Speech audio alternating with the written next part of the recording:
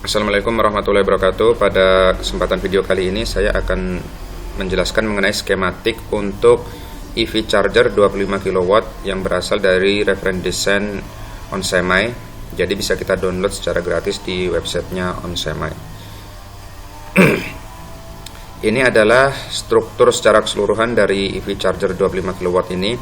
Bisa kita lihat terdiri dari dua topologi converter, yaitu PFC booster active front end 3 fase, kemudian ada dual active bridge atau DAB.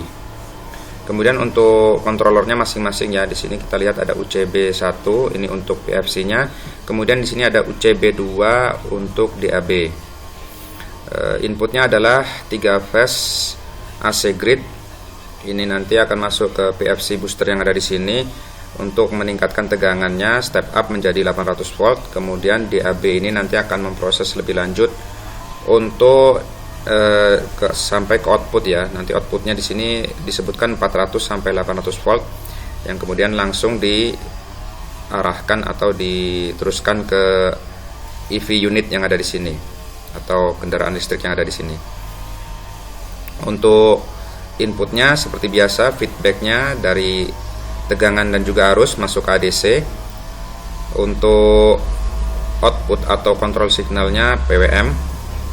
Kemudian di sini ada komunikasi dengan menggunakan Ethernet atau CAN.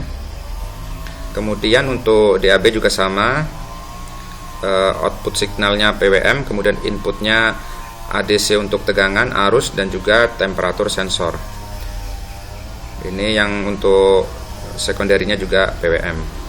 Kemudian komunikasinya juga Ethernet atau CAN. Kemudian di bawah ini kita lihat ini adalah gambaran 3D dari EV charger ini. Terdiri dari dua blok ya, blok untuk PFC dan juga blok untuk DAB. Untuk PFC-nya bisa kita lihat ada 3 induktor, kemudian ada 3 heatsink, 3 kipas. Ini inputnya 3 fase, kemudian outputnya DC. Nanti akan connect ke sini ya, primary dari PIMS atau Power Integrated Module. Ini untuk IGBT-nya. IGBT-nya sudah jadi satu modul. Untuk primary PIMS, kemudian ada transformer atau trafo, kemudian ada induktor, kemudian ini yang sekunderinya, kemudian ini adalah outputnya yang nanti ke EV unit.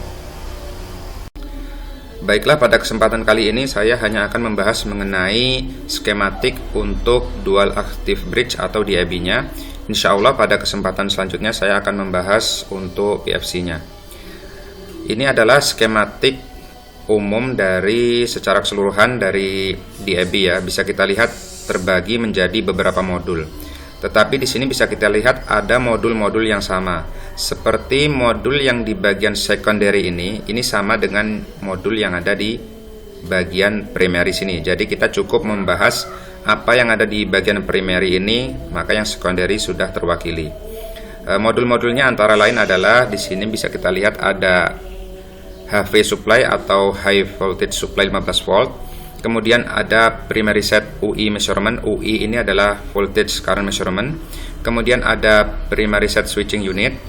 Kemudian ada transformer dan induktor.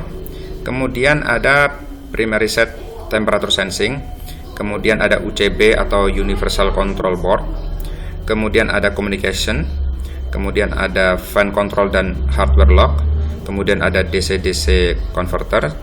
Kemudian di sini yang terakhir ada mechanical parts.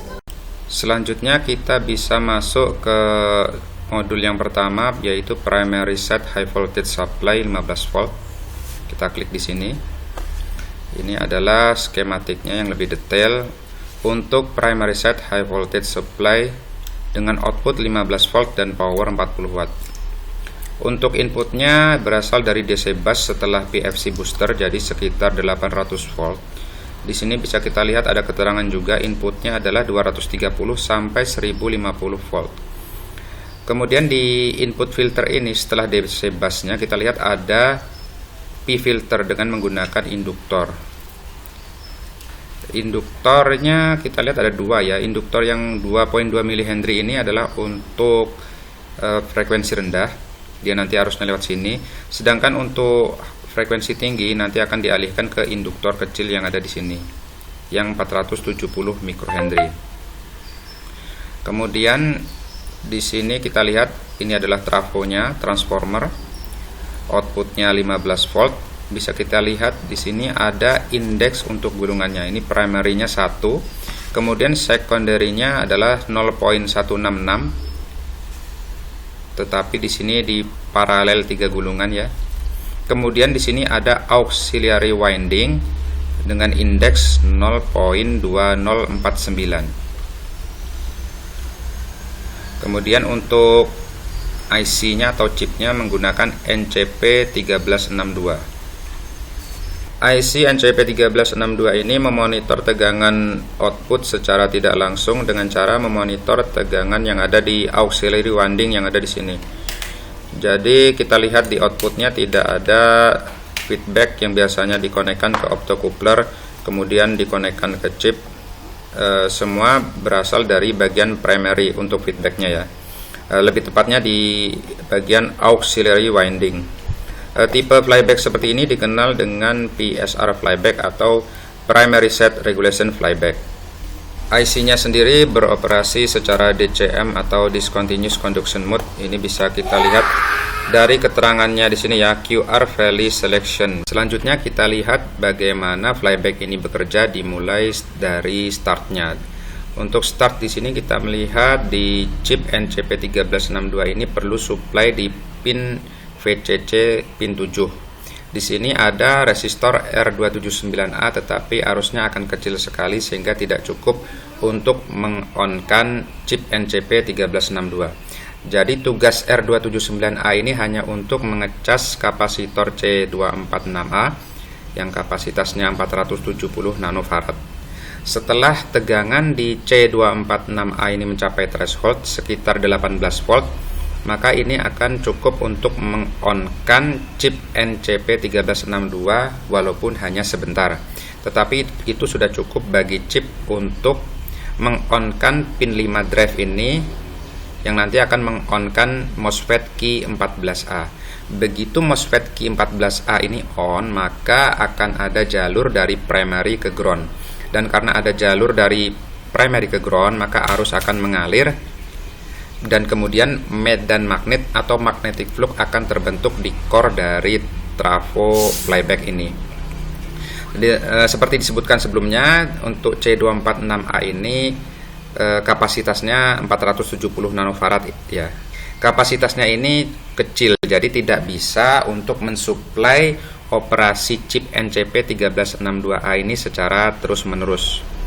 Maka setelah charge-nya ini habis, maka chipnya akan off. Begitu chipnya off, maka drive ini juga akan off sehingga MOSFET Key 14A juga akan off. Setelah MOSFET ini off, maka jalur akan terputus. Ketika jalur ini terputus, maka magnetic flux yang ada di core dari trafo ini akan mencari jalan ke secondary dan juga ke auxiliary winding. Kemudian arus dari auxiliary winding ini nanti akan mencas kapasitor power utama yaitu C247A yang kapasitasnya cukup besar di sini 4.7 mikrofarad dan bersamaan dengan R318A akan membentuk filter ya, low pass filter sehingga arus yang masuk bisa smooth. Kemudian ada D40A, ini adalah diode yang mencegah arus balik ke auxiliary winding saat primary ini nantinya akan on. Kemudian arus dari C247A ini nanti akan disuplai ke NPN transistor ini ya, Key314A dengan melewati R281A dan juga C248A. Ini berfungsi sebagai low pass filter juga. Kemudian akan diteruskan ke base dari NPN transistor Key13A. Di sini di base-nya ini tegangannya dibatasi hanya 18 volt oleh Zener diode D41A. Setelah base dari NPN transistor Key13A ini disuplai, maka akan menarik arus dari kolektor menuju emitter. Dan arus yang ke emitter ini adalah arus supply power utama ke pin VCC chip NCP1362A. Supply ini yang akan nanti bisa memberikan power terus-menerus untuk operasi flyback ini. Magnetic flux yang ada di core dari trafo ini selain ke auxiliary winding juga akan mensuplai arus ke output ya. Di sini outputnya ada kapasitor utamanya C244A 1000 mikrofarad, juga C243A sama 1000 mikrofarad. Kemudian yang kecil ini untuk menghilangkan noise, high frequency noise. Kemudian ada Zener diode untuk membatasi tegangan di sini. Maaf, sepertinya ini bukan Zener diode tetapi TVS diode untuk membatasi tegangannya sampai 18 volt. Kemudian di sini ada diode D35A untuk mencegah arus balik ketika gulungan primary ini on. Setelah magnetic flux yang ada di core dari trafo ini diteruskan ke secondary winding dan juga ke auxiliary winding, maka masih ada magnetic flux yang tidak terkoppel ke core, yaitu magnetic flux yang ada di primary winding. Dan ini perlu disediakan jalur untuk freewheeling, yang mana jalurnya disediakan oleh snubber circuit yang ada di sini, yang terdiri dari komponen diode D39A, D38A, kemudian TVS diode D36A, kemudian kapasitor C242A, dan resistor R277A dan R280A. Apabila tidak ada jalur snubber ini, maka arus dari magnetic flux yang tidak terkoppel itu akan menuju ke Q 14A, yang mana akan meningkatkan tegangan di drain dari MOSFET ini secara tiba-tiba, yang mana akan menyebabkan MOSFET ini putus.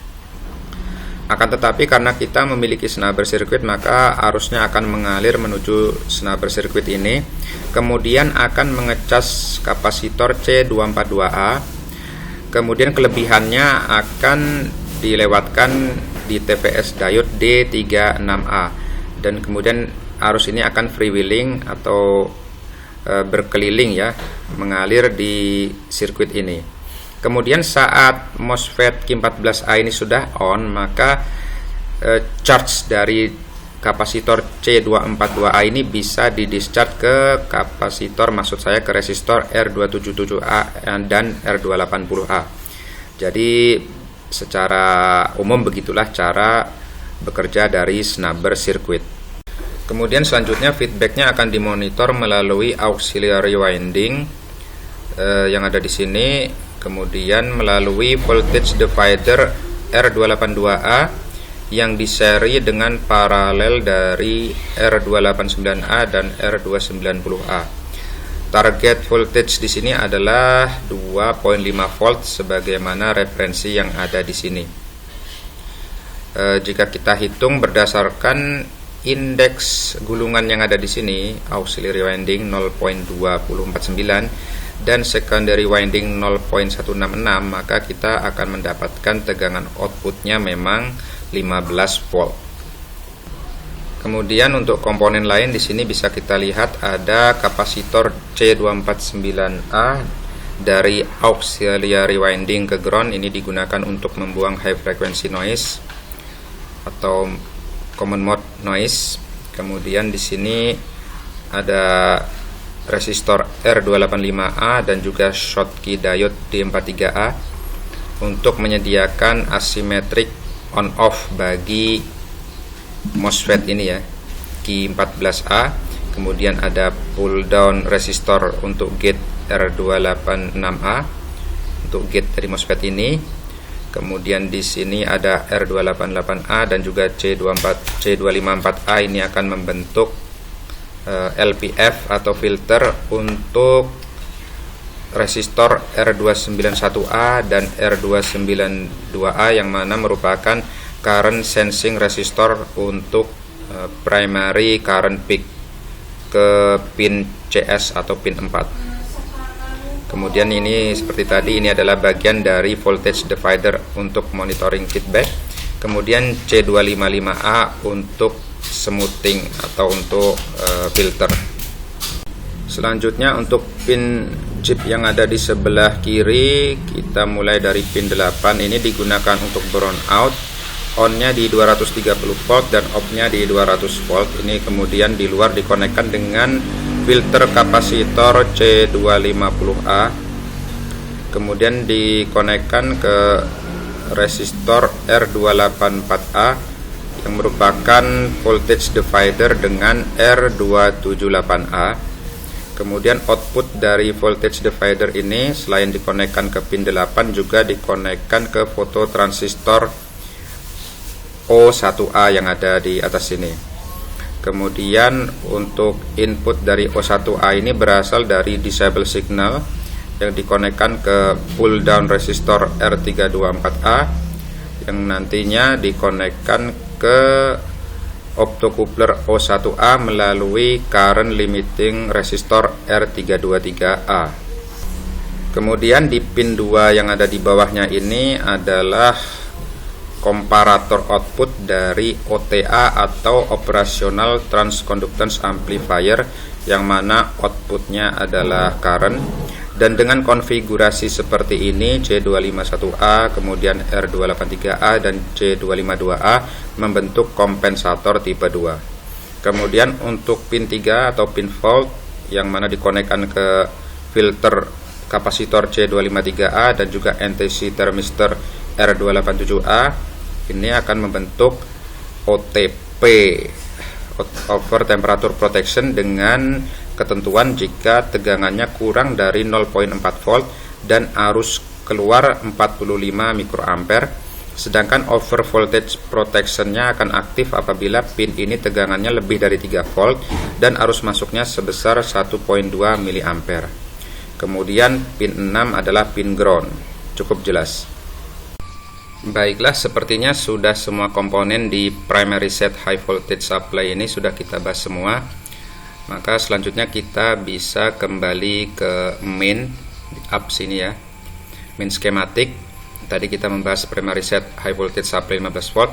Sekarang kita akan membahas mengenai primary set voltage current measurement yang ada di modul atau blok ini. Kita klik. Ya, di sini inputnya berasal dari DC bus ya. Nanti masuk ke sini ke bagian signal conditioning, yaitu untuk primary set voltage current ADC front end. Kemudian hasil signal conditioning ini nanti akan masuk ke ADC to digital converter yang ada di sini, kemudian ke isolator yang ada di sini menggunakan IC NC ID9211, kemudian ke MCU. Sebelum kita menjelaskan lebih detail mengenai IC NC1D9211 dan analog to digital converter NCD98011, maka terlebih dahulu kita masuk ke blok yang ini ya, ke signal conditioning primary set voltage current ADC front end. Ya, ini adalah skematik untuk primary set voltage and current measurement ADC front end. Bisa kita lihat di sini signal inputnya adalah DC primary P, kemudian DC primary N dan konektor primary N yang mana sama-sama berada di negatif DC bus. Tetapi di sini diletakkan current sensing resistor yang nanti akan diukur voltage dropnya. Kemudian di bagian outputnya kita akan mendapatkan pembacaan untuk UDC primary P dan UDC primary N, juga IDC primary P dan juga IDC primary N untuk voltage dan juga currentnya. Kemudian yang paling atas ini adalah schematic circuit untuk over voltage protection. Untuk over voltage protectionnya bekerja dengan cara sebagai berikut. Kita lihat di sini inputnya DC primary P, kemudian ada resistor R90 sampai R93 ini nanti akan membentuk voltage divider dengan R96. Outputnya ada di sini. Kapasitor ini adalah kapasitor untuk filter. Bisa kita lihat ini perbandingan output voltage divider ini adalah 407.948 banding 1. Jadi di sini ada ditunjukkan untuk hasil outputnya ya, jika tegangannya 350 volt, outputnya 0,858 volt, sampai jika inputnya 1346.2 volt maka outputnya adalah 3,3 volt. Kemudian ini nanti akan masuk ke non-inverting input dari op-amp Key 3A. Kemudian kita lihat op-amp Key 3A ini sebenarnya adalah voltage follower. Kita lihat di sini untuk bagian negatif feedbacknya ada resistor, tetapi resistornya ini kecil ya, hanya 100 ohm. Kemudian outputnya ini nanti akan ke sini, kemudian kita arahkan ke atas ini untuk over voltage protection, nanti akan ke atas. Kemudian ada resistor R95 dengan kapasitor C105 yang membentuk low pass filter juga. Kemudian masuk ke op-amp Q3B yang merupakan komparator dengan histeresis. Di sini bisa kita lihat untuk nilai histeresisnya, di mana over voltage protectionnya on di 900 volt, kemudian off-nya di 850 volt. Reaction time-nya 5 milisecond, ini diatur oleh kapasitor C102 dan resistor R87. Sementara untuk histeresisnya diatur oleh resistor R80, R82 dan juga R81. Di saat kondisi normal atau tidak terjadi over voltage, bisa kita lihat di inverting input dari Q3B ini akan lebih kecil dari non-inverting input dari Q3B. Maka dengan demikian outputnya adalah positif atau high atau 3.3 volt. Kemudian tegangan 3.3 volt ini akan dirasakan sampai ke non-inverting input dari Q3C melalui jalur ini ya. Di sini nanti resistannya paralel dari R87 dan R89, kemudian lewat R94, kemudian akhirnya ke non-inverting input dari Q3C. Selain itu juga akan diteruskan melalui jalur positive feedback yang ada di sini sampai ke output dari Q3C. Positif feedbacknya melalui R98 dan D46 Schottky diode. Karena di sini 3.3 volt, sedangkan di sini juga connect ke 3.3 volt, maka dropnya adalah 0. Dengan demikian maka LED merah D45 ini akan off. Di saat terjadi over voltage, maka tegangan yang masuk ke inverting input ini akan lebih besar daripada tegangan yang masuk ke non-inverting input dari Q3B. Dengan demikian maka hasil outputnya adalah negatif atau ground atau low. Jika ini low atau ground, maka charge yang ada di sini di kapasitor ini nanti akan mengalir masuk ke out 2 ini ya. Tetapi waktunya ditentukan 5 milisecond sesuai dengan time constant dari C102 dan R87. Begitu juga tegangan yang ada di sini akan ikut turun ke 0 atau ground. Sedangkan yang di positive feedback ini tidak akan bisa melewati jalur ini ya, dikarenakan di sini ada Schottky diode D46. Jadi jalur ini memerlukan waktu 5 milisecond untuk menuju ground dikarenakan adanya kapasitor C102 dan juga resistor R87. Hal ini dimaksudkan untuk menghindari terjadinya fake trigger yang disebabkan oleh high frequency spike yang ada di DC bus.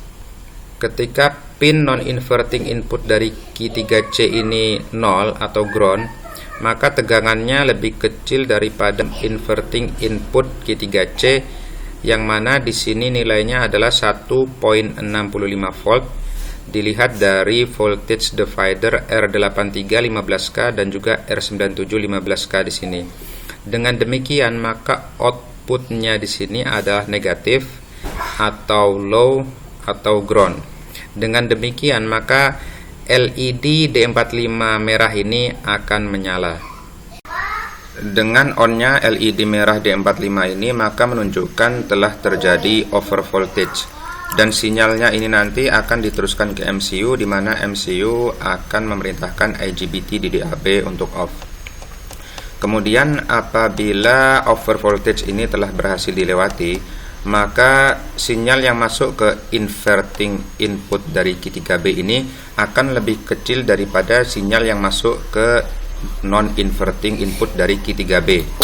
Dengan demikian maka output dari Q3B ini adalah positif atau high atau 3.3 volt. Kemudian sinyal high ini akan mengalir melalui D1 Schottky diode karena di sini resisternya lebih kecil R89 daripada R87. Kemudian ke R94 kemudian ke non-inverting input dari Q3C. Selain itu juga ke positive feedback R98, D46, lalu ke ground.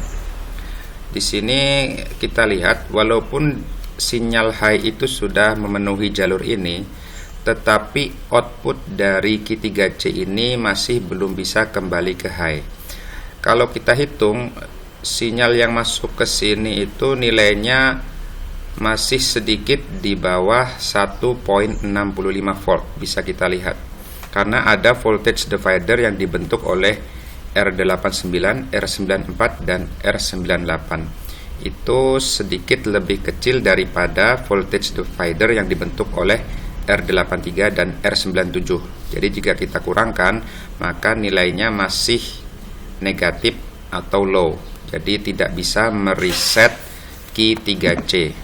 Untuk mereset output dari Q3C ini, maka kita perlu menarik pin inverting input dari Q3C ini ke ground. Di sini kita lihat OVP reset primary ini nantinya akan connect ke MCU, ke GPIO dari MCU. Jadi ketika GPIO-nya ditarik ke ground, maka muatan atau tegangan yang ada di pin inverting input Q3C ini juga akan tertarik ke ground melalui jalur ini ya. Di sini kita lihat ada C104 dan R88 ini memiliki time constant sekitar 100 mikrosecond sebagaimana disebutkan di sini. Jadi waktu 100 mikrosecond itu cukup untuk menguras charge atau tegangan yang ada di inverting input dari Q3C. Kemudian ketika tegangannya itu sudah turun ke ground atau turun lebih kecil daripada non-inverting input dari Q3C, maka outputnya ini nanti akan kembali positif atau 3.3 volt. Dan ketika outputnya positif, maka di sini dropnya akan 0 sehingga LED merah D45 ini akan mati. Di sini kita lihat ada C103, ini adalah smoothing atau filtering kapasitor untuk menahan lonjakan tegangan yang masuk ke C104 dari posisi pin 9 Q3C ini. Kemudian di sini ada diode juga, ini untuk menahan supaya tidak ada supply dari 3.3 volt ini yang masuk kembali ke inverting input dari Q3C. Jika kita lihat kembali, sebenarnya nilai 100 mikrosecond ini lebih lama daripada 5 time constant dari C104 dan R88. Hal ini saya kira untuk memastikan supaya charge yang ada di C104 ini benar-benar bisa dikosongkan sehingga tegangan di sini semuanya bisa tertarik ke ground. Kemudian di sini kita lihat ada R86 yang merupakan pull up resistor, begitu juga dengan R84. Kemudian C103 ini adalah smoothing kapasitor supaya tegangan di jalur ini tidak meningkat terlalu tinggi. Jika kita lihat untuk smoothing atau filter kapasitornya di C103 dan juga di C102 ini semuanya dikonekkan ke P3V3 ya, ke 3.3 volt.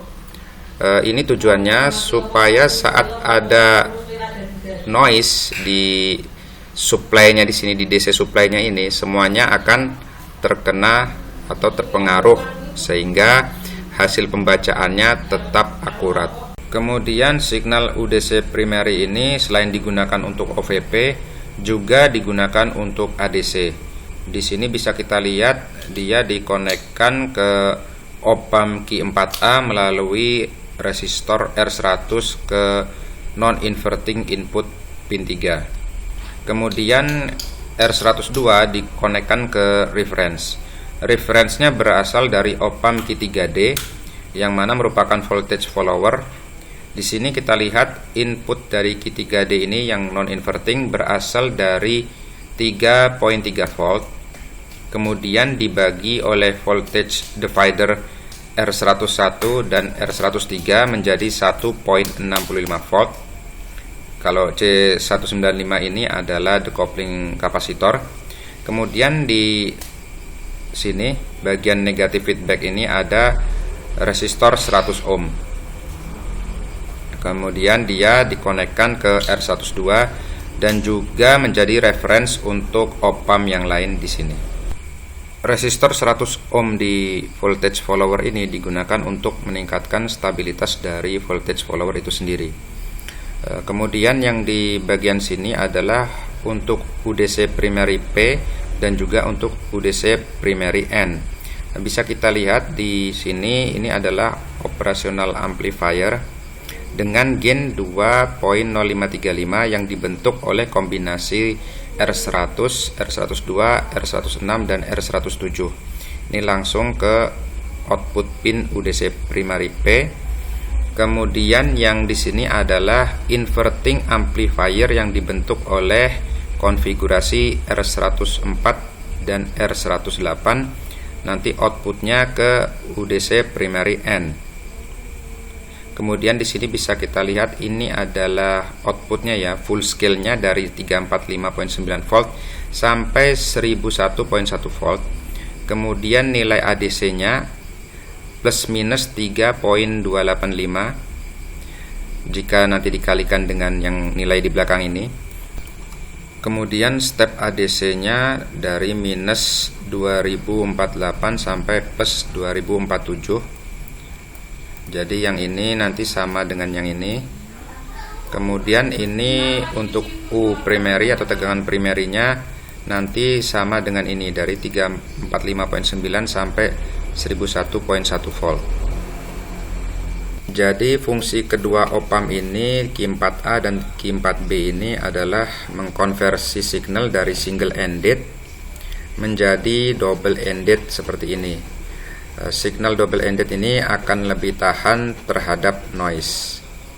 Kemudian untuk IDC primary P dan juga IDC primary N, yaitu untuk current measurement-nya, ini signal conditioning-nya sama dengan yang digunakan untuk voltage measurement. Di sini kita lihat ada dua op-amp juga, yaitu Q5A dan Q5B, di mana Q5A ini adalah amplifier dengan gain 1.614 dan kemudian di sini Q5B adalah inverting amplifier dengan gain 1. Kemudian di sini ada full scale-nya ya. Untuk arusnya nanti plus minus 40.9 ampere. Kemudian UADC ini nanti plus minus 3.3 ampere. Kemudian step ADC-nya ini nanti jelas dari minus 248 sampai plus 247. Kemudian I primary ini nanti sama dengan yang di sini ya, plus minus 40.9 ampere. Untuk reference-nya sama 1.65 volt dari jalur yang ini. Kemudian untuk inputnya berasal dari chip NCS 213 RSQ.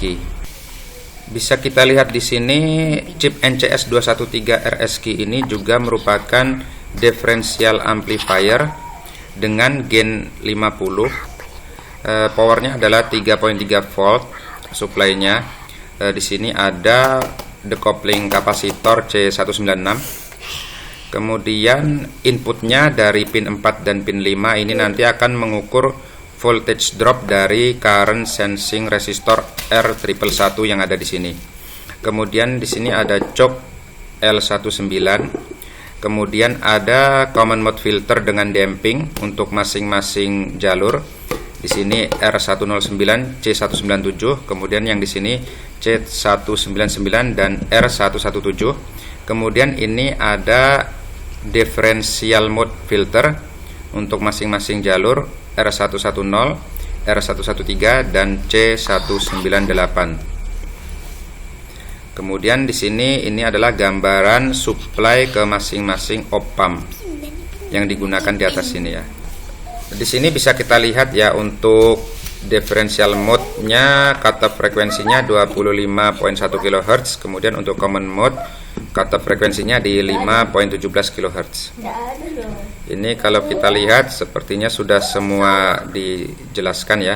Maka kita bisa keluar dari modul yang ini. ke sini. Ini adalah modul primary set voltage and current measurement. Bisa kita lihat di sini differential signal hasil dari voltage measurement dan current measurement ini nantinya akan masuk ke IC NCD 98011 yang mana merupakan IC analog to digital converter. Di sini bisa kita lihat resolusinya adalah 12 bit. Kemudian di sini samplingnya 2 million sampling per second. Inputnya dari pin 6 dan pin 5 differential signal. Di sini ada differential mode filter R20, R52, C63, kemudian untuk common mode filternya C62 dan C64. Ini masuk ke pin 6 dan pin 5. Kemudian untuk VCC nya power di sisi input 3.3 volt, kemudian ini decoupling kapasitor. Kemudian di bagian output di pin VDD nya juga sama menggunakan supply 3.3 volt. Kemudian ini adalah decoupling kapasitor C55. Kemudian di pin CSN atau chip select ini seperti yang digunakan di SPI, mungkin juga di sini komunikasinya menggunakan protokol SPI. Kemudian R19 dengan C67 adalah LPF. Kemudian ini ada pin clock. Pin clock ini juga menggunakan LPF, R24 dan C68. Kemudian out ini adalah output single ended dari signal di sini ya. Jadi inputnya tadi double ended, kemudian outputnya kembali menjadi single ended. Jika kita lihat di bagian current measurement, ini juga sama menggunakan IC NCD 98011. Jadi cara kerjanya juga sama. Selanjutnya bisa kita lihat di sini output signal dari voltage measurement maupun dari current measurement ini nanti akan diteruskan ke IC isolator NCID 9211 yang U3 dan juga U5. Ini nanti akan diteruskan ke MCU. Bisa kita lihat untuk voltage measurement outnya ini nanti akan diteruskan ke V-in B dari U3. Kemudian untuk current measurement outnya ini akan diteruskan ke V-in B dari U5. Kemudian untuk CSN nya ini berasal dari VOA U3 chip select dia. Kemudian untuk clocknya ini berasal dari VOA U5. Ini chip clocknya. Kemudian di bagian input NCID 9211 ini bisa kita lihat supply-nya sama 3.3 volt masuk ke pin VDD. Kemudian di sini ada decoupling kapasitor C56 dan filter kapasitor C59. Kemudian pin enable dengan pull up resistor R21. Kemudian di pin V-in B ini ada filter R55 dan C65. Kemudian groundnya diikat bersama. Untuk yang U5 di sini juga sama. Kemudian untuk bagian output dari NCID 9211 ini juga sama ya, VDD-nya 3.3 volt. Kemudian decoupling kapasitor C61, filter kapasitor C60. Di enable pin ada pull up resistor. Kemudian di sini ada pull up resistor juga R23 ke pin VIN A. Di sini ada LPF, R56 dan C66. Kemudian di pin VOB ini ada LPF, R51 dan C69. Dan groundnya diikat bersama. Untuk yang U5 juga sama. Kemudian di sini bisa kita lihat ada dua signal yang masuk ke MCU dan dua signal yang keluar dari MCU. Yang masuk ke MCU adalah hasil voltage measurement VOB U3 dan current measurement VOB U5. Kemudian yang keluar dari MCU adalah signal chip select VIN A U3 dan signal clock VIN A U5. Kemudian yang di bawah ini adalah NCID 9211 yang digunakan untuk isolasi over voltage protection. Bisa kita lihat untuk bagian input maupun bagian outputnya ini secara umum sama dengan yang digunakan di voltage measurement maupun yang digunakan di current measurement. Kemudian di sini ini adalah dari mana kita mendapatkan supply 3.3 volt berasal dari regulator NCP 58SQ33 yang mana berasal dari output flyback Seiko LVDC-DC3064. Ini adalah flyback yang mana inputnya berasal dari supply 15 volt yang mana telah kita bahas di awal sebelumnya, yaitu supply high voltage 900 ke 15 volt. Untuk komponen yang digunakan di flyback kecil ini standar praktis ya, jadi cukup jelas. Dengan demikian maka modul ini telah selesai dijelaskan. Kita bisa kembali ke main schematic di sini. Untuk sementara sekian dulu videonya karena sudah terlalu panjang. Untuk modul-modul yang lain insya Allah akan saya jelaskan di video-video selanjutnya. Wassalamualaikum warahmatullahi wabarakatuh.